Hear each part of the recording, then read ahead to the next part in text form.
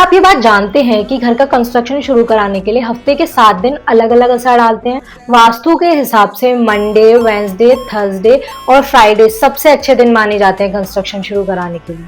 Thursday को काम शुरू कराने से घर में नाम और शोहरत बढ़ती है, लेकिन हमें ट्यूसडे और सैटरडे को घर का कंस्ट्रक्शन शुरू कराने से बचना चाहिए क्योंकि ये घर में स्ट्रेस और आग लगने का डर बढ़ा देते हैं। अपने घर का कंस्ट्रक्शन शुरू करने से पहले सही दिन जरूर चुनें और ऐसी और इंटीरियर एंड वास्तु टिप्स के लिए फॉलो करें वास्तु डिजाइनर।